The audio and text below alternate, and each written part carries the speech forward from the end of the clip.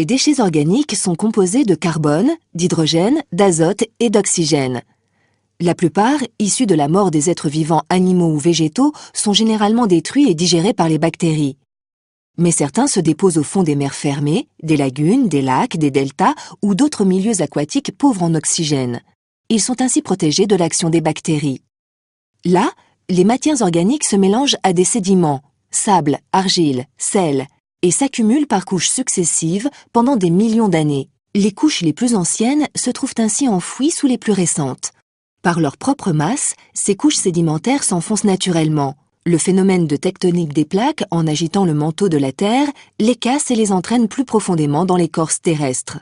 Plus les couches sédimentaires s'enfoncent, plus la température et la pression augmentent.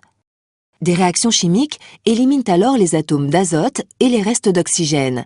Ils ne laissent que des molécules formées de carbone et d'hydrogène qui constituent les hydrocarbures liquides et gazeux. Ces derniers se retrouvent au sein d'une roche appelée roche-mère. Ces hydrocarbures vont se déplacer sous terre, car plus légers que l'eau, ils ont tendance à remonter vers la surface de la Terre. Si rien ne les arrête, ils s'échappent et suintent à la surface ou bien se solidifient en bitume en perdant leurs constituants volatiles.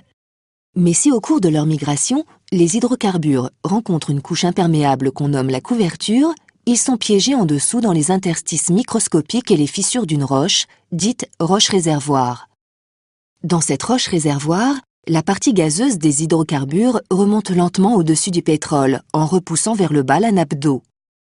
Un géologue soupçonnera-t-il quelques dizaines de millions d'années plus tard l'existence de ce piège et ainsi découvrir un gisement de pétrole ou de gaz ?